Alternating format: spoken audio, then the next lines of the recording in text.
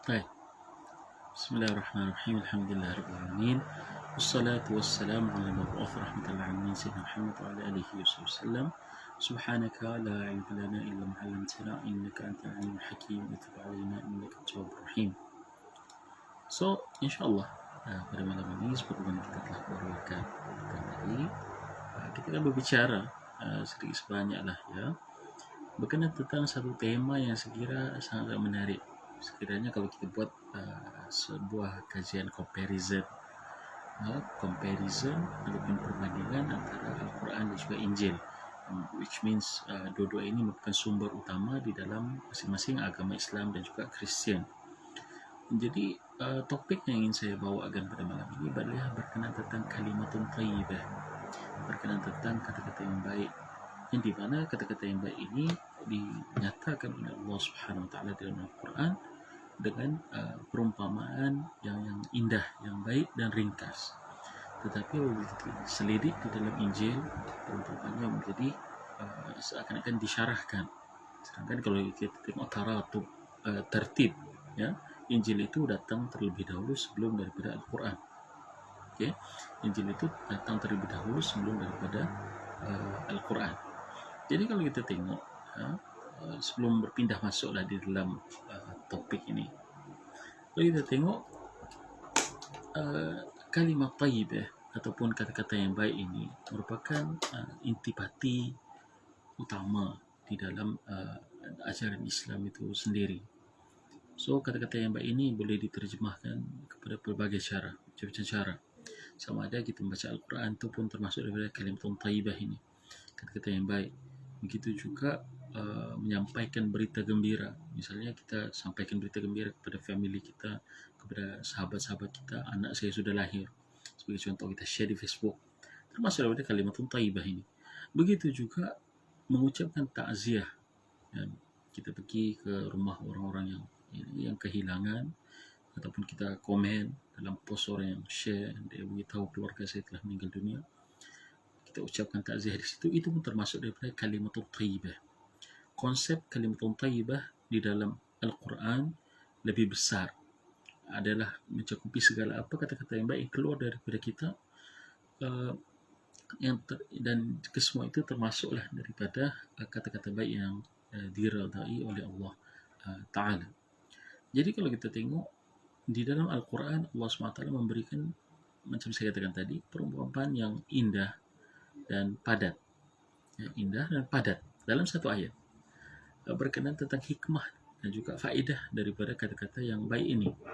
Firman Allah Subhanahu Wa Taala, alam tara kaifa daraballahu mathalan kalimatan tayyibatan kasyajaratin tayyibah asluha thabit wa far'uha fis sama'. Ini firman, terjemahannya, tidakkah engkau melihat wahai Muhammad, ini tidakkah engkau tara di sini ar-ra'yu an-nazar, bukan ra'yul ain, tetapi kita memikirkan. Tidakkah engkau memikirkan wahai Muhammad bagaimana Allah Subhanahu Wa Taala mengemukakan satu perbandingan, daraballahu mathalan kalimatan thayyibah, kata-kata yang baik itu, kasyajaratin thayyibah, seperti mana sebatang pohon yang baik, pohon yang baik, asluha thabit, akarnya, akar ataupun pangkalnya itu thabit, teguh di dalam tanah, wa far'uha fis sama', dan cabang pucuknya menjulang ke atas. Karena sama ini boleh diterjemahkan dengan berbagai cara. Kita mau menerjemahkan sama sebagai langit yang kita nampak di atas ini pun boleh. Kita mau terjemahkan sama ini sebagai atas, boleh juga kan. Misalnya Sama'ul Bait merujuk kepada siling rumah kan. Maka boleh diterjemahkan dengan berbagai cara. Sama ini merujuk kepada khilaf para ulama. Jadi di dalam ayat tersebut Allah SWT, ini dalam surah Ibrahim ya, ayat ke-24, Allah SWT mengumpamakan kata-kata yang baik yang keluar daripada kita umpama tumbuhan yang akan menghasilkan akar tunjang, yakni yang ditafsirkan oleh para ulama sebagai keimanan yang teguh. So itulah, dan sementara cabang pucuk yang akan menumbuhkan cabang pucuk yang tinggi, yakni amalan kebaikan yang banyak kan. Maka sebab itulah al-aslu wal far' taksim ini, pembahagian ini tidak lain ya, mengambil inspirasi daripada firman Allah SWT ini, di mana ada asluddin yang merujuk kepada yang imaniyat, perkara-perkara yang melibatkan tentang iman dan juga kepercayaan, akidah, dan juga far'uddin, merujuk kepada amal, natijah daripada keimanan itu, termasuklah apa yang kita fahami sebagai fiqh pada hari ini. Wa far'uha fis sama. Jadi kata-kata yang baik ini akan melahirkan ya, dan juga mendidik orang-orang yang mengatakan itu, yang pemiliknya, untuk terus melaksanakan lagi amalan-amalan yang baik. Kita dalam Islam kita ada satu konsep ya, kita fahami dan kita diajar untuk memahami bahawa amalan yang baik akan beranak pinak. Sama seperti amalan yang tidak baik akan beranak pinak juga.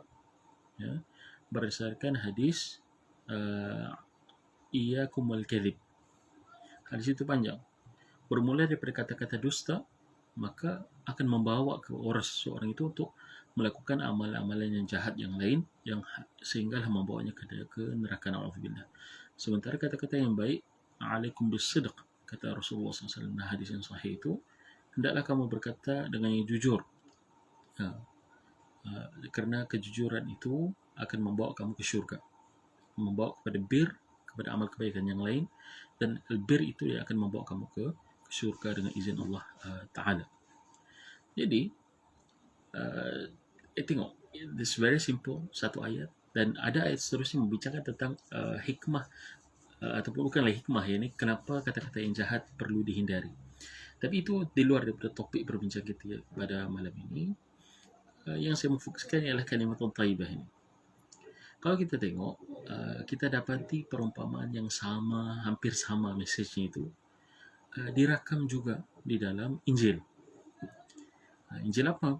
Ketiga-tiga Injil yang besar ini, Injil Markus, Injil Matius, dan juga Injil Lukas. Tetapi saya akan, for the sake of the discussion, saya akan merujuk kepada Injil Markus lah. Tetapi untuk rujukan saja, perumpamaan ini diumpamakan oleh Nabi Isa AS di dalam tiga-tiga Injil, dan tiga-tiga riwayat, di dalam Injil Markus, Matius, dan juga Lukas. Dan perumpamaan ini popular, dia selalu diberikan gelaran sebagai perumpamaan seorang penabur, ataupun dalam bahasa Inggerisnya the parable of the sower, orang yang menabur biji benih lah ya. So di dalam Injil Markus kita dapati tentang parable ini disyarahkan panjang. Kata-kata yang baik ini, ataupun benih itu, bagaimana benih itu boleh menjadi tumbuhan yang baik dan seterusnya, disyarahkan panjang lebar oleh Isa AS, bermula daripada pasal 4 ayat pertama hingga ayat ke-20. Panjang, 20 ayat. Semuanya mensyarahkan tentang perumpamaan ini. So perumpamaan ini secara ringkaslah sinopsisnya, melambangkan firman Tuhan sebagai benih-benih kebaikan yang ditabur oleh petani yang menaburkan benih tersebut. So benih yang masuk ke dalam tanah yang baik akan menumbuhkan hasilnya yang berlipat kali ganda. Kata Nabi Isa, demikianlah firman Tuhan yang masuk ke dalam diri orang yang baik akan menumbuhkan amalan yang baik. Kata tersebut itu selalu menjadi topik khutbah lah di dalam bagi penganut agama Nasrani yang mempersoalkan orang tanah jenis apakah kita, merujuk kepada parable ini, merujuk kepada perumpamaan ini. Adakah kita ini tanah yang baik di mana kita boleh menyerap dan juga menumbuhkan benih-benih firman Tuhan itu di dalam diri kita. So apakah persamaannya? Dan jadi timbul persoalan di dalam diri kita, apakah persamaan antara firman Allah SWT dalam Al-Quran itu tentang kalimatun thayyibah dan juga tentang parable of the sower ataupun perumpamaan seorang penabur di dalam Injil tersebut. So persamaan itu ialah seperti begini ya. Al-Quran dan juga Injil sama-sama mengumpamakan kata-kata yang baik itu seperti tumbuhan, seperti tumbuhan yang mekar, yang kukuh, serta memberikan hasil yang baik. Macam saya katakan pada awal tadi, meskipun konsep kata-kata baik, kalimatun thayyibah itu menurut Al-Quran itu lebih meluas berbanding pada Injil, yang di mana Injil itu hanya ini dalam ayat ataupun parable tersebut hanya membahaskan bagaimana kata-kata yang baik itu hanyalah firman Tuhan menurut syarahan Yesus. Dia tidak menafikan menurut saya lah, ya, tetapi saling melengkapkan. Karena di dalam Islam kalimatun thayyibah itu termasuk daripada firman Tuhan itu. Tidak saling memangkahlah firman Tuhan and more. Sementara di dalam parable itu syarahannya oleh Yesus, kata-kata yang baik itu merujuk kepada firman Tuhan semata-mata. So, kan, kalau kita fikir kenapa motif tumbuhan ini dipilih? Kenapa dipilih tumbuhan ini? Di dalam dua-dua sumber kitab suci bagi agama masing-masing ini, agama samawi lah. Hal ini membawa kita kepada penakulan yang lebih mendalam, ya, saya kira. Kalau kita tengok di dalam falsafah Islam, tumbuhan ini merupakan makhluk yang tidak ada nafsunya. Ini tidak ada nafsu syahwatnya. Dia hanya dikurniakan akal yang sedikit yang memadai untuk dirinya untuk tumbuh besar semata-mata. That's it. So itu kita dulu, misalnya kita di sekolah rendah, kita ada belajar tentang the bean sprout experiment, tentang kita tanam atau bukanlah tanam, ini kita cuba letak biji kacang, dan ada setengahnya kita bagi cahaya, ada setengahnya kita halang cahaya, kita bagi cahaya itu bukan lurus tapi misalnya bengkok. Nah, kita akan nampak bagaimana tumbuhan itu ataupun biji taugeh itulah ya yang tumbuh, dia akan pucuknya akan tumbuh ikut pada aluran cahaya. Di mana ada cahaya, disitulah dia akan cari, dia akan keluar.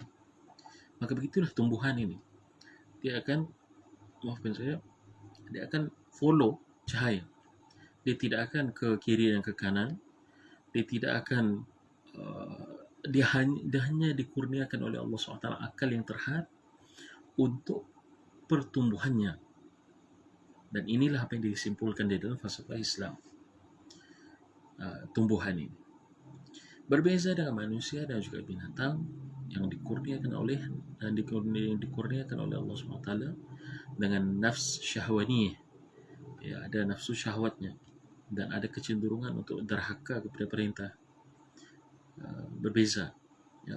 Kalau manusia ini dia ada kemahuannya, keinginannya, dan dia boleh bergerak ke arah itu. Begitu juga binatang boleh, misalnya dia boleh mengingkari perintah tuannya sebagai contoh. Dan tumbuhan tidak, dia akan sentiasa patuh kepada akal dan juga nalurinya itu. Dia akan cuba cari cara untuk survival yang sesuai dengan naluri dia. Macam itulah kes biji kacang hijau itu, dia akan follow ke mana cahaya, di manakah sumber cahaya itu ada, dan dia akan menumbuh sesuai dengan itu. Dan maka begitulah kata-kata yang baik ini. Dan kata-kata yang baik ini juga sekiranya dilontarkan dengan baik akan menghasilkan pahala dan kebaikan berterusan, dan juga kata-kata yang baik ini tidak dicemari oleh nafsu syahwat. Dia akan sentiasa lurus, dia akan sentiasa membawa orangnya kepada amal-amal yang baik, tidak akan terpesong. Berbeza dengan kata-kata yang jahat, kata-kata yang tidak baik, yang tidak bersumberkan firman Tuhan, tidak follow ajaran Allah SWT, dia akan terpesong ke sana kemari, terjerat akhirnya dengan permainan dunia, dan akhirnya terpesonglah dan merosakkan diri sendiri. Jadi begitu hebat pilihan Allah SWT apabila Allah mengumpamakan kata-kata yang baik ini, kalimatun thayyibah ini, sebagai kalimatun thayyibah ini umpama tumbuhan yang tidak tercemar dengan nafsu syahwat. Begitulah kata-kata yang baik yang tidak akan tercemar dengan nafsu syahwat, dia akan follow dan stay following the rules, dan ikut undang-undangnya. Jadi sekira itu saja perkongsian pada malam ini. Terima kasih pada sahabat-sahabat yang sudi untuk bersama dari awal hingga ke akhirnya. Ringkas saja perkongsian malam ini, tidak panjang. Jadi begitulah ya, kita membawakan tema ini dengan tujuan untuk paling tidak kita cuba untuk melihat perspektif agama lain yang sebenarnya mirip dengan kita, ya, misalnya agama Kristian dan juga Islam ini. Terdapat persamaan yang banyak, memanglah ada perbezaan, ya, tetapi persamaan yang banyak itulah yang sebenarnya menjadikan kita, kalau betul-betul diperankan pada tempatnya, akan melahirkan kesatuan yang kita tidak boleh untuk nafikan. So itulah Allah SWT berfirman dalam Al-Quran, ta'alu ila kalimatin sawa'in bainana wa bainakum. Dan ini saya kira salah satu daripada usaha tersebutlah, ya, kalimatin sawa itu. Wallahu alam. Subhanakallah wa bihamdika asyhadu an la ilaha illa anta astaghfiruka wa atubu ilaik. Assalamualaikum warahmatullahi taala wabarakatuh.